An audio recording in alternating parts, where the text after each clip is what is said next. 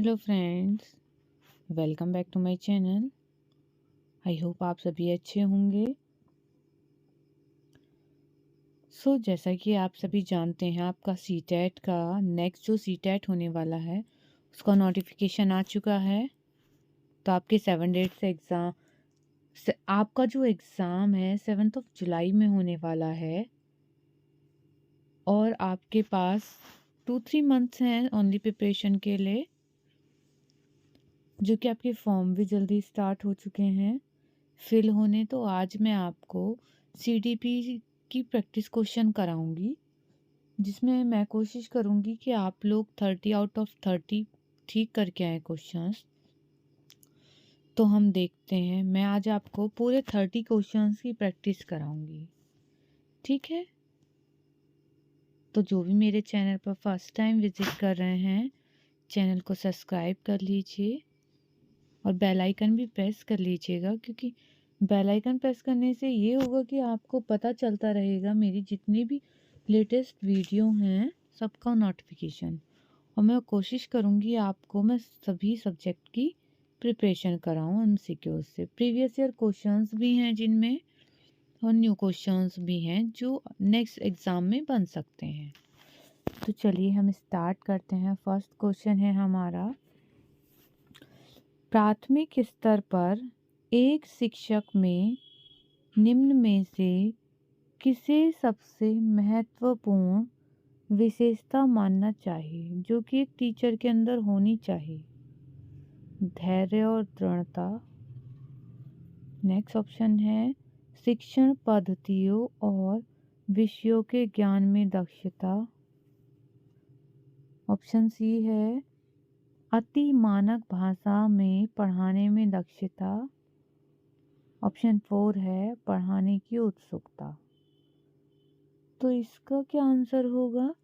तो सबसे ज़्यादा इम्पोर्टेंट क्या होता है, जो एक टीचर होता है उसके अंदर इम्पोर्टेंट है कि उसके अंदर ना तो पढ़ाने की उत्सुकता होनी चाहिए, उसके अंदर जो सबसे ज़्यादा होना चाहिए वो होना चाहिए धैर्य और दक्षता।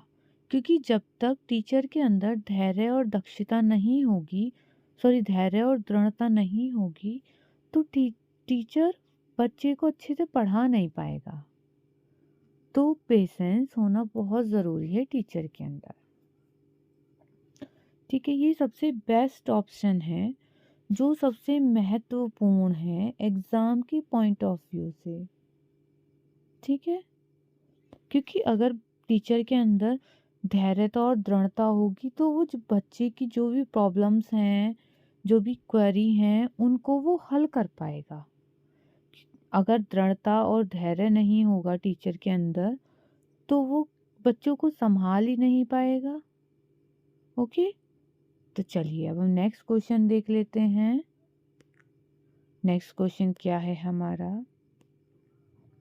नेक्स्ट क्वेश्चन है, एक शिक्षक अपने लोकतांत्रिक स्वभाव के कारण विद्यार्थियों को पूरी कक्षा में कहीं भी बैठने की अनुमति देता है। कुछ शिक्षार्थी एक साथ बैठते हैं, जो कुछ लर्नर्स होते हैं, बच्चे होते हैं, और चर्चा करते हैं या सामूहिक पठन करते हैं। कुछ चुपचाप बैठकर अपने आप पढ़ते हैं। एक अभिभावक को यह पसंद नहीं आता, जैसे कि बच्चे एक जगह बैठकर पढ़ते हैं तो किसी बच्चे के जो पेरेंट्स हैं उनको ये चीज़ पसंद नहीं आती है। इस स्थिति से निपटने का निम्न में से कौन सा तरीका सबसे बेहतर हो सकता है? तो हम वो तरीका देखते हैं कि जब पेरेंट्स को समझ में नहीं आया, पसंद नहीं आया ये तरीका, तो पेरेंट्स के लिए क्या चीज़ सबसे बेस्ट रहेगी। चलिए, हमारे पास 4 ऑप्शंस हैं, उनको हम पढ़ लेते हैं क्या क्या ऑप्शंस हैं। अभिभावकों को प्रधानाचार्य से अनुरोध करना चाहिए कि वे उनके बच्चे का अनुभाग बदल दें। नेक्स्ट ऑप्शन है ऑप्शन नंबर बी, अभिभावकों को शिक्षक पर विश्वास व्यक्त करना चाहिए और शिक्षक के साथ समस्या पर चर्चा करनी चाहिए। अभी तक हमें ये बेस्ट लग रहा है। अभिभावक को उस विद्यालय से अपने बच्चों को निकाल लेना चाहिए। नहीं, ऐसा बिल्कुल भी नहीं करना चाहिए। अभी एक अच्छे पेरेंट्स को प्रधानाचार्य से शिक्षक की शिकायत करनी चाहिए।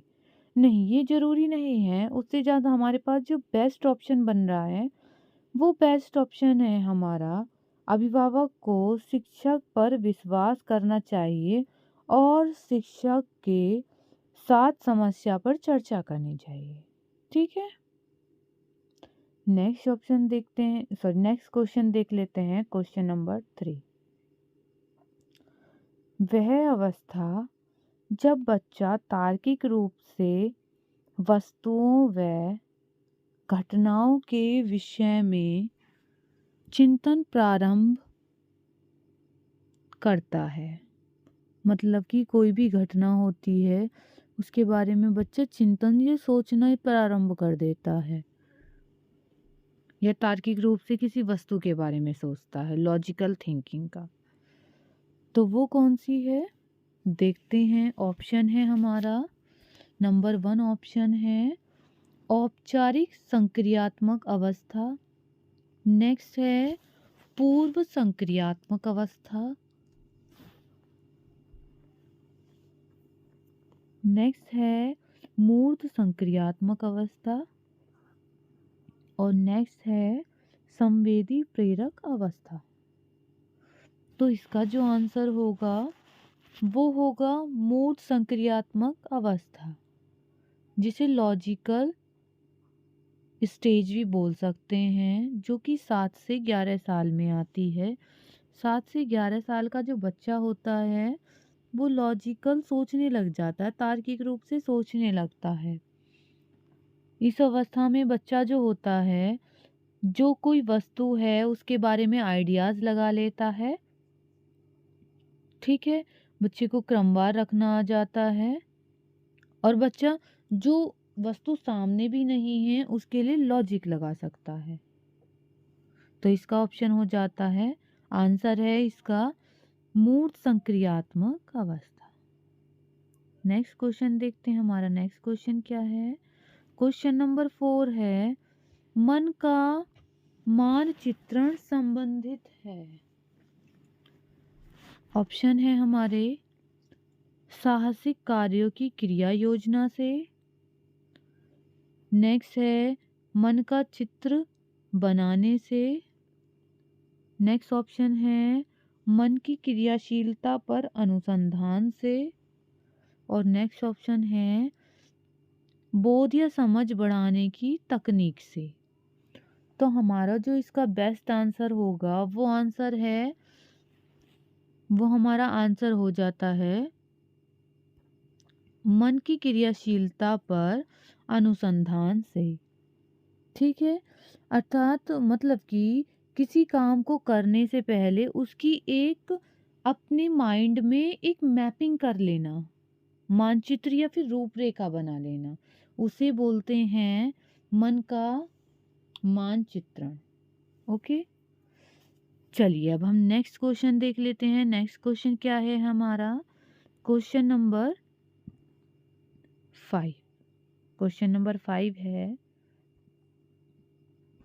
विशेष रूप से प्राथमिक स्तर पर विद्यार्थियों की सीखने संबंधी समस्याओं को संबोधित करने का सबसे बेहतर तरीका है महंगी और चमकदार सहायक सामग्री का प्रयोग करना नहीं। नेक्स्ट है सरल और रोचक पाठ्य पुस्तकों को प्रयोग करना नहीं, मतलब सरल भी नहीं, इतनी सरल भी नहीं होनी चाहिए पुस्तक। कहानी कथन पद्धति का प्रयोग करना, ओके, थोड़ा थोड़ा ठीक हो सकता है, लेकिन हमें देखना है सबसे बेहतर। क्षमता के अनुरूप विभिन्न शिक्षण पद्धति का प्रयोग, हाँ तो ये ज़्यादा बेस्ट है हमारा आंसर। तो हमारा आंसर होगा डी, जो बच्चे की क्षमताएं हैं उसके अनुरूप बच्चे को डिफरेंट पढ़ाने की जो पद्धतियाँ होती हैं, विधियाँ होती हैं, तरीके होते हैं, उनका यूज़ करना ज़्यादा बेस्ट तरीका है। ओके, तो चलिए अब हम नेक्स्ट क्वेश्चन देख लेते हैं। नेक्स्ट क्वेश्चन क्या है? क्वेश्चन नंबर 6, निम्न में से कौन सा शिक्षार्थियों में सृजनात्मकता का पोषण करता है? कौन सा सृजनात्मकता का पोषण करता है? ऑप्शन है हमारे, प्रत्येक शिक्षार्थी की अंतर्जात प्रतिभाओं का पोषण करने के अवसर उपलब्ध कराना, मतलब कि जो उसकी अंदर की जो प्रतिभा होती है उसको यूज करने के अवसर उपलब्ध कराना बच्चे को, कि बच्चा खुद एक्टिव हो, अंदर से उसका मन करे कि हाँ मैं इस काम को कर सकता हूँ, इस एक्टिविटी को मैं कर सकता हूँ, या इस काम को मैं करूँ। ठीक। नेक्स्ट है, अब ये और ऑप्शन को देखते हैं, वैसे तो बेस्ट है ये ऑप्शन भी। नेक्स्ट ऑप्शन देखते हैं, क्या पता हो इससे भी अच्छा मिल जाए। विद्यालय जीवन के प्रारंभ से उपलब्धि के लक्ष्यों पर बल देना, नहीं। नेक्स्ट है, परीक्षा में अच्छे अंकों के लिए विद्यार्थियों की कोचिंग करना, नहीं ये भी नहीं है। अच्छा शिक्षा के व्यावहारिक मूल्यों के लिए विद्यार्थियों का शिक्षण, विद्यार्थियों का जो शिक्षण हो, अच्छी शिक्षा के व्यावहारिक मूल्यों के लिए विद्यार्थियों का शिक्षण, नहीं। सबसे ज़्यादा बेस्ट है ये ए वाला ऑप्शन, जिसमें हमें बच्चों को क्या आता है, बच्चा क्या कर सकता है उसके बारे में सबसे ज़्यादा बच्चा खुद एक्टिव हो। नेक्स्ट क्वेश्चन है हमारा, पियाजे के अनुसार निम्न में से कौन सी अवस्था में बच्चा अमूर्त संकल्पनाओं के विषय में तार्किक चिंतन करना आरंभ करता है? तो चलिए देख लेते हैं।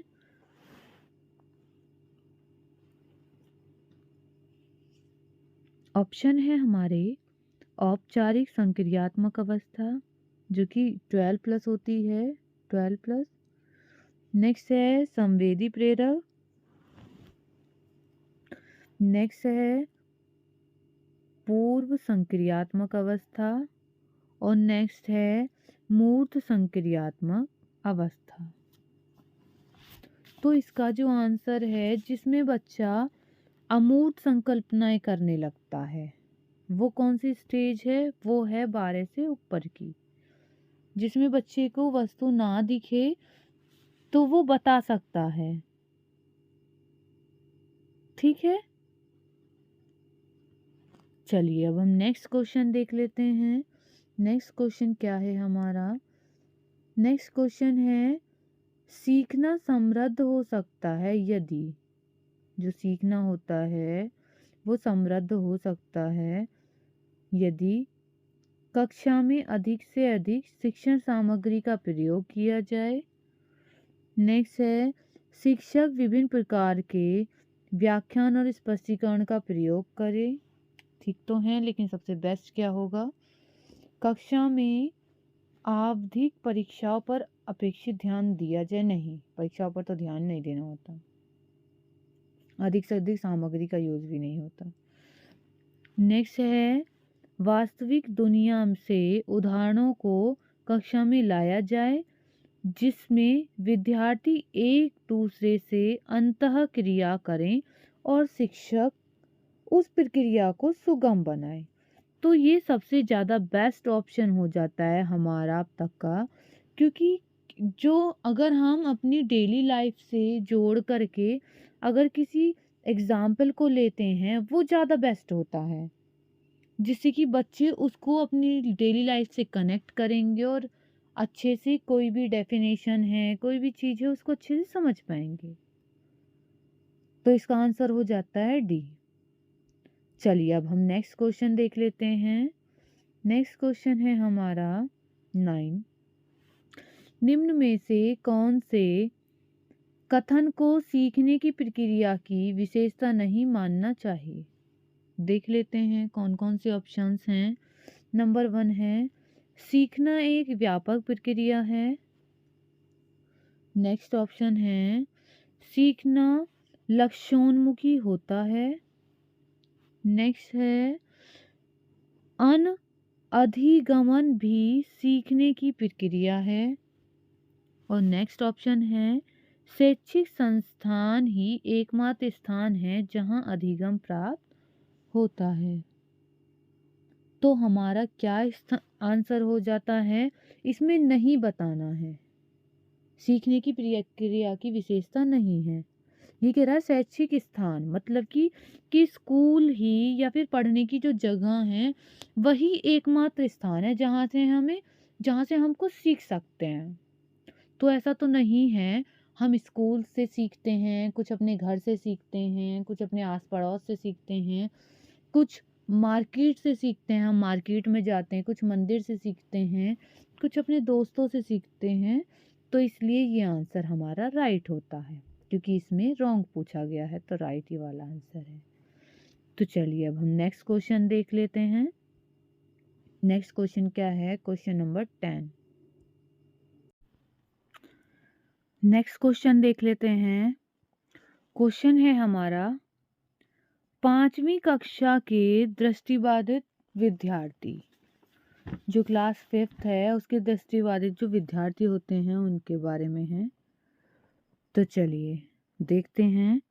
ऑप्शन है हमारा के माता पिता, उनके जो माता पिता हैं और मित्रों द्वारा उसे माता पिता और मित्रों द्वारा उसे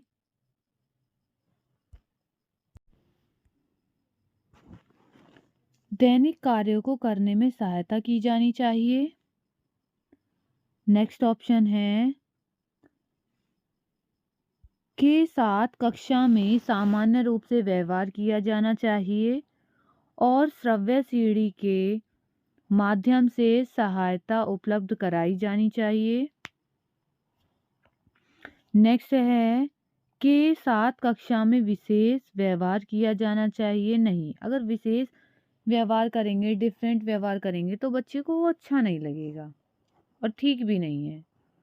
नेक्स्ट है को निचले स्तर के कार्य करने की छूट मिलनी चाहिए नहीं, ये भी बहुत गलत है। और हम फर्स्ट और सेकंड में देख लेते हैं। माता पिता और मित्रों द्वारा उसे दैनिक कार्यों को करने में सहायता की जानी चाहिए। और नेक्स्ट ऑप्शन है के साथ कक्षा में सामान्य, हाँ सबसे जो बेस्ट हमारा आंसर हो जाता है, सबसे बेस्ट आंसर हो जाता है हमारा बी। जो बच्चा है उसके साथ हमें सेम, जैसे एक बच्चा होता है दूसरा मतलब अदर बच्चे हैं उनके जैसे ही व्यवहार करना चाहिए, कोई स्पेशल व्यवहार नहीं करना चाहिए, क्योंकि उससे बच्चे के दिल में कोई और बात फील हो जाती है, बच्चे को अलग फील होता है। ठीक है, चलिए अब हम नेक्स्ट देख लेते हैं। नेक्स्ट क्वेश्चन है हमारा क्वेश्चन नंबर 11। निम्न में से कौन सा बच्चे की सामाजिक मनोवैज्ञानिक आवश्यकताओं के साथ संबंध नहीं है? कौन है जो संबंधित नहीं है? वो है, ऑप्शन पढ़ लेते हैं। सबसे पहले ऑप्शन कौन से हैं? संवेगात्मक सुरक्षा की आवश्यकता, नंबर 1 ऑप्शन। नंबर बी है शरीर में अपशिष्ट पदार्थों का नियमित रूप से बाहर निकलना। नेक्स्ट है और देखना है के साथ संबंधित नहीं है। नेक्स्ट है सानिध्य संगति की आवश्यकता। और नेक्स्ट है सामाजिक अनुमोदन अथवा सराहना की आवश्यकता। तो इसका जो आंसर हो जाता है वो आंसर है जो भी शरीर में अपशिष्ट पदार्थ हैं उनका नियमित रूप से बाहर निकलना, ये सामाजिक मनोवैज्ञानिक आवश्यकताओं से संबंधित नहीं है। ओके, नेक्स्ट ऑप्शन देख लेते हैं, सॉरी नेक्स्ट क्वेश्चन देख लेते हैं। नेक्स्ट क्वेश्चन है हमारा 12। वह कौन सा स्थान है जहां बच्चे के संज्ञानात्मक विकास को सबसे बेहतर तरीके से परिभाषित किया जा सकता है? जिसको भी पता है वो मुझे ऑप्शन देख के आंसर कमेंट में कीजिए। मैं आपको कुछ सेकंड्स का टाइम देती हूँ।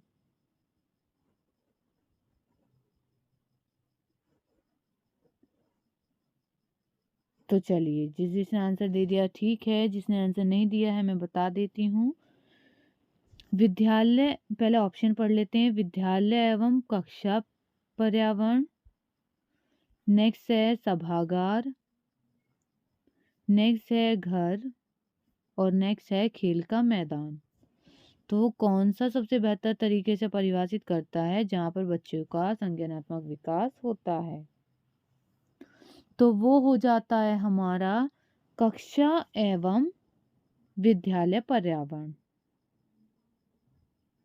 ओके, अब नेक्स्ट क्वेश्चन देख लेते हैं।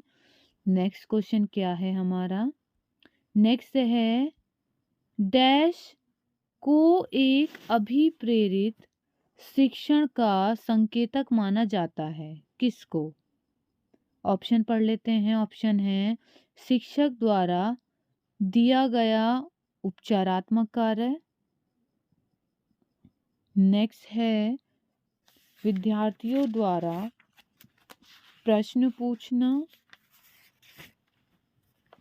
नेक्स्ट है कक्षा में एकदम खामोशी, और नेक्स्ट है हमारा ऑप्शन नंबर डी, कक्षा में अधिकतम उपस्थिति।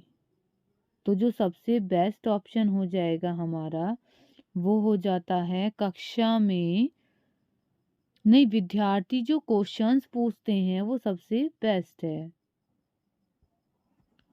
ठीक है, विद्यार्थियों द्वारा प्रश्न पूछना, क्योंकि अगर विद्यार्थी प्रश्न पूछेगा तो वो ज़्यादा अच्छा रहता है। क्योंकि शिक्षक अगर उपचार देगा तो वो थोड़ा ठीक नहीं है, और ना ही कक्षा में एकदम खामोशी भी ठीक नहीं होती है, और ना ही कक्षा में सबसे ज़्यादा उपस्थिति। सबसे ज़्यादा बेस्ट है, जितना ज़्यादा स्टूडेंट क्वेश्चंस पूछेगा उससे उसका माइंड जो होगा वो खुलता है। तो चलिए नेक्स्ट क्वेश्चन देख लेते हैं। नेक्स्ट क्वेश्चन है निम्न में से कौन सा बुद्धिमान बच्चे का लक्षण नहीं है? जो बुद्धिमान बच्चा होता है, टैलेंटेड बच्चा होता है, जिसे प्रतिभाशाली बोलते हैं, उसका लक्षण नहीं है। तो ऑप्शन है हमारे नंबर 1, वह जो प्रभावपूर्ण एवं उचित तरीके से संप्रेषण करने की क्षमता रखता है, नेक्स्ट है वह जो अमूर्त रूप से सोचता रहता है, नेक्स्ट है वह जो नए परिवेश में स्वयं को समायोजित कर सकता है। ये तो लक्षण होता है बुद्धिमान बच्चे का। नेक्स्ट है वह जो लंबे निबंधों को बहुत जल्दी रटने की क्षमता रखता है। तो रटना तो अच्छा प्रोसेस है ही नहीं, तो हमारा क्या आंसर हो जाएगा? वो हो जाता है डी। नहीं तो पूछ रहा है कि कौन सा लक्षण नहीं है, क्योंकि जो प्रतिभाशाली बच्चे होते हैं वो किसी भी चीज को रटते नहीं हैं। उनको होता है वो उसको तर्क वाइज पढ़ते हैं। तर्क से मतलब कि जो इम्पोर्टेंट थिंग्स होती हैं उनकी, वो उनको पढ़ते हैं। ठीक है, क्योंकि रटना एक अच्छा प्रोसेस नहीं है लर्निंग के रिगार्डिंग। तो जो बुद्धिमान बच्चे होते हैं वो क्वेश्चंस को रटते नहीं हैं। ओके, जो समस्या होती है उनको हल करते हैं वो। तो आंसर हो जाता है डी। चलिए अब नेक्स्ट क्वेश्चन देख लेते हैं। नेक्स्ट क्वेश्चन है हमारा क्वेश्चन नंबर 15। बच्चे दुनिया के बारे में अपनी समझ का सृजन करते हैं, इसका श्रेय किसको जाता है? बताना है आपको कौन सा ऑप्शन ठीक हो जाता है।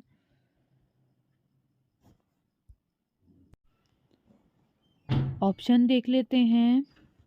पेवलॉव, कोलबर्ग, स्किनर या पियाजे। तो ये थ्योरी किसने दी है? बच्चे दुनिया के बारे में अपनी समझ का सृजन खुद करते हैं। ओके, तो ये आंसर हो जाता है पियाजे का। ये जो हमारा थॉट है ये दिया था पियाजे ने। तो पियाजे के अनुसार बच्चे दुनिया के बारे में अपनी समझ का सृजन करते हैं, उत्पन्न करते हैं।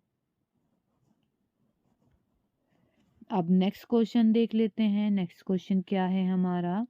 नेक्स्ट क्वेश्चन है, कृतिका अक्सर घर में ज़्यादा बात नहीं करती। एक कृतिका लड़की है जो कि घर में ज़्यादा बात नहीं करती है, लेकिन विद्यालय में वह काफ़ी बोलती है। मतलब कुछ बच्चे होते हैं, वो स्कूल में तो अच्छे खासे बोलते हैं, बट वो घर में नहीं बोलते हैं।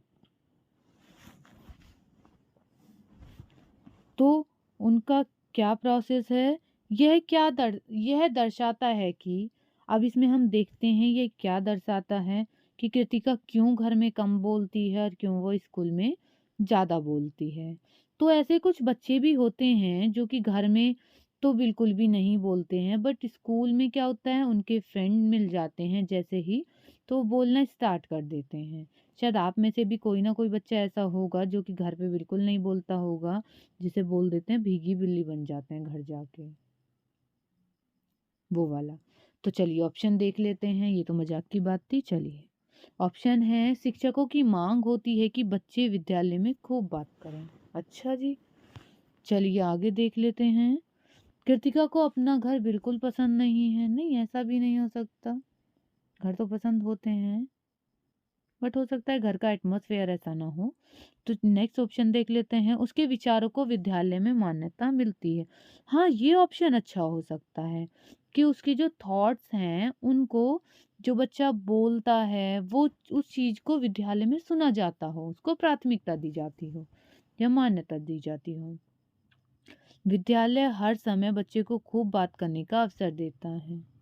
अवसर तो देता है लेकिन इतना भी ज़्यादा नहीं। ओके, तो हमारा सबसे बेस्ट ऑप्शन हो जाता है ऑप्शन नंबर सी।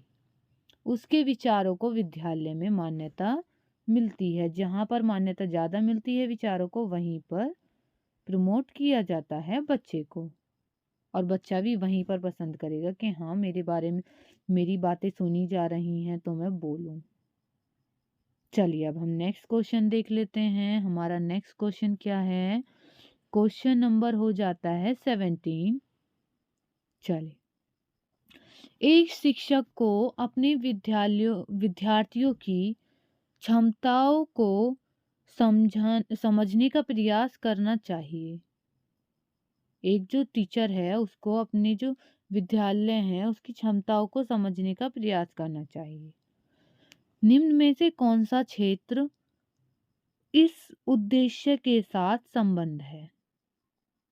संबद्ध है, मतलब अटैच्ड है? सामाजिक दर्शन, मीडिया मनोविज्ञान, शिक्षा मनोविज्ञान या फिर शिक्षा समाजशास्त्र। जिस भी बच्चे को पता है वो ऑप्शन लगा के कमेंट में आंसर दें, मैं बताती हूँ आंसर। इसका आंसर हो जाता है शिक्षा मनोविज्ञान। वो भी क्यों हो जाता है देखते हैं। इसमें जो शैक्षिक परिस्थितियाँ होती है, बालक के व्यवहार का अध्ययन किया जाता है। ठीक है, जो टीचर होता है वो इसमें बालक का जो व्यवहार होता है, बिहेव होता है, उसके बारे में पढ़ता है, जिससे कि जो विद्यालय की जो क्षमताएं होती हैं, सॉरी विद्यार्थियों की जो क्षमताएं होती हैं, उनको टीचर अच्छे से समझा पाता है, समझ पाता है। और जो बच्चे, अगर कोई बात हमें समझ में नहीं आ रही है बच्चे की, तो अगर हमारे पास शिक्षा मनोविज्ञान हमने स्टडी किया है, तो हम बच्चे को समझ पाएंगे कि बच्चे को क्या नीड है और उसके अनुरूप बच्चे को समझा भी पाएंगे। कोई समस्या है, उसकी समस्या का समाधान करना है, उसको हम डायग्नोस कर पाएंगे। ओके, चलिए अब हम नेक्स्ट क्वेश्चन देख लेते हैं। तो इसका ऑप्शन हो जाता है सी, राइट आंसर। नेक्स्ट ऑप्शन है हम सॉरी क्वेश्चन है हमारा क्वेश्चन नंबर 18, सीखने की प्रक्रिया में अभिप्रेरणा।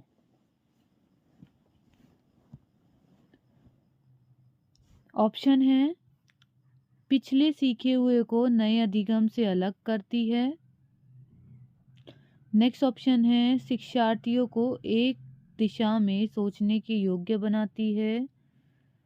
नेक्स्ट है, शिक्षार्थियों में सीखने के प्रति रुचि का विकास करती है। और नेक्स्ट ऑप्शन हो जाता है ऑप्शन नंबर डी, शिक्षार्थियों की स्मरण शक्ति को पैना बनाती है। जो मतलब सोचने की जो उसकी शक्ति होती है। मतलब स्मरण होता है याद रखने की। तो इसका जो बेस्ट ऑप्शन हो जाता है वो हो जाता है सी, शिक्षार्थियों में सीखने के प्रति रुचि का विकास करती है। क्योंकि अगर रुचि ही नहीं होगी बच्चे में सीखने की, तो बच्चा कैसे सीख पाएगा, कैसे उसे याद रख पाएगा, कैसे सोच पाएगा। तो ये सबसे बेस्ट ऑप्शन बनता है। और आपको एग्जाम में भी इसी तरह से सोचना है कि जो बेस्ट ऑप्शन है आप उसी को चुनें। ठीक है, चलिए नेक्स्ट क्वेश्चन देख लेते हैं। अब हमारा नेक्स्ट क्वेश्चन हो जाता है 19। क्वेश्चन नंबर 19 है हमारा, शिक्षा के क्षेत्र में पाठ्यचर्या शब्दावली डैश की ओर संकेत करती है। जो सिलेबस है वो किस ओर करता है, चलिए देख लेते हैं। ऑप्शन है हमारे, विद्यालय का संपूर्ण कार्यक्रम जिसमें विद्यार्थी प्रतिदिन अनुभव प्राप्त करते हैं। नेक्स्ट ऑप्शन हो जाता है मूल्यांकन प्रक्रिया। नेक्स्ट है कक्षा में प्रयुक्त की जाने वाली पाठ्य पुस्तक या पाठ्य सामग्री। नेक्स्ट है शिक्षण पद्धति एवं पढ़ाई जाने वाली विषय वस्तु। तो जो पाठ्यचर्या है वो किसकी ओर संकेत करती है, तो वो करती है विद्यालय का संपूर्ण कार्यक्रम जिसमें विद्यार्थी प्रतिदिन अनुभव प्राप्त करते हैं। ओके, चलिए नेक्स्ट क्वेश्चन देख लेते हैं। क्वेश्चन नंबर 20 है हमारा, निचली कक्षाओं में शिक्षण की खेल पद्धति मूल रूप से आधारित है। किस पर आधारित है, शिक्षण पद्धति के सिद्धांतों पर। नेक्स्ट है विकास एवं वृद्धि के मनोवैज्ञानिक सिद्धांतों पर। नेक्स्ट है शिक्षण के समाजशास्त्रीय सिद्धांतों पर। और नेक्स्ट ऑप्शन हो जाता है हमारा शारीरिक शिक्षा कार्यक्रम के सिद्धांतों पर। तो हमारा जो इसमें बिल्कुल राइट आंसर है, आंसर हो जाता है विकास एवं वृद्धि के मनोवैज्ञानिक सिद्धांतों पर। ओके, क्यों होता है, जो निचली कक्षाएं होती हैं उसमें छोटे बच्चे होते हैं। ठीक है, जिसमें जो छोटे बच्चे होते हैं उनको याद रखने और जानकारी को एक जगह इकट्ठा करने के लिए कुछ सिंबल्स दिए होते हैं। उनसे उनकी जो और सिंबल्स और जो क्षमताएं होती हैं समस्याओं को हल करने की, उसको सामान्य स्तर पर बच्चों को समझाया जाए अच्छे से। तो इसीलिए जो निचली कक्षाएं होती हैं, छोटी कक्षाएं होती हैं, उसमें बच्चों को शिक्षण के लिए खेल पद्धति मूल रूप से आधारित होती है। क्योंकि खेल खेल में बच्चा अच्छे से सीख पाता है। अगर जैसे बॉल है, बॉल का सिंबल है, तो बच्चा याद रख सकता है कि B4 बॉल होती है, और बॉल कैसी होती है, सर्कल में। चलिए नेक्स्ट क्वेश्चन देख लेते हैं। नेक्स्ट क्वेश्चन है, एक बच्चा अतीत की समान परिस्थितियों में की गई अनुक्रियाओं के आधार पर नई स्थिति के प्रति अनुक्रिया करता है। यह किससे संबंधित है, मतलब कि जो बच्चा है वो जो उसने लास्ट उसकी परिस्थितियां थी उनके अकॉर्डिंग उसने नई प्रतिक्रिया की, नई अनुक्रिया की या प्रतिक्रिया की।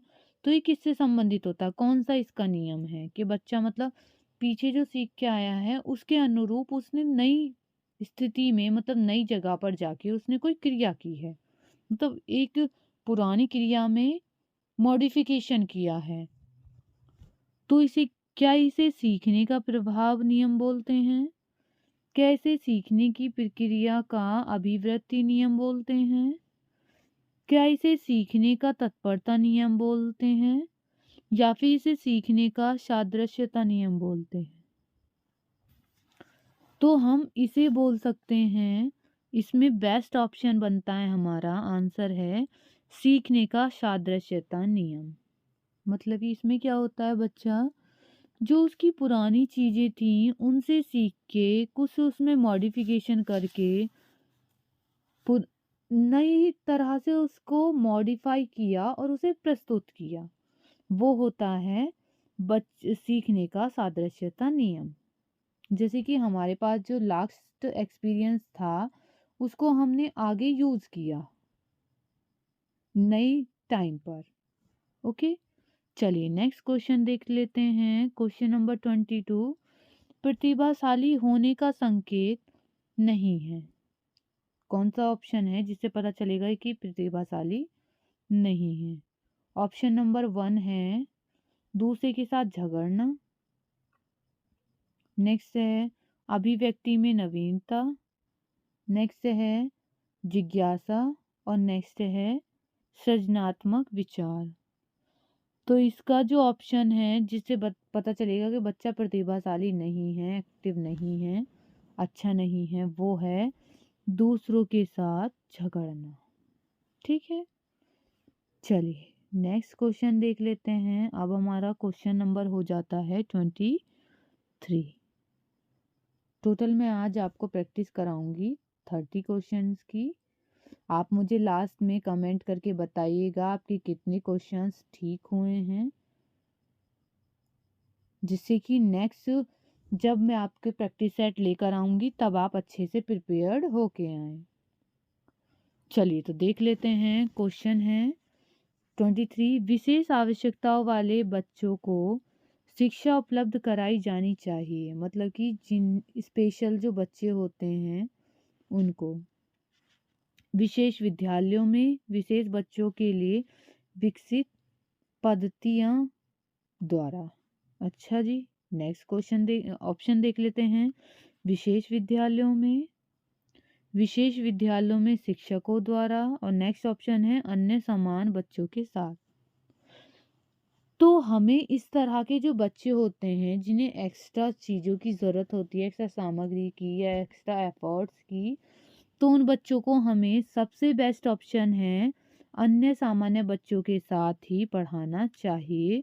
नहीं तो बच्चा अपने को अलग समझने लगता है, बच्चे में हीन भावना आ जाती है। तो जो हमारे एनसीएफ 2005 में जो समावेशी शिक्षा है, समावेशी शिक्षा मतलब सभी को एक साथ एक तरह की शिक्षा देना, उसके अंतर्गत आता है। तो हमारा बेस्ट ऑप्शन हो जाता है इसमें अन्य सामान्य बच्चों के साथ ही उन्हें पढ़ाया जाए। नेक्स्ट क्वेश्चन है क्वेश्चन नंबर 24, आकलन को उपयोगी और रोचक प्रक्रिया बनाने के लिए डैश के प्रति सचेत होना चाहिए।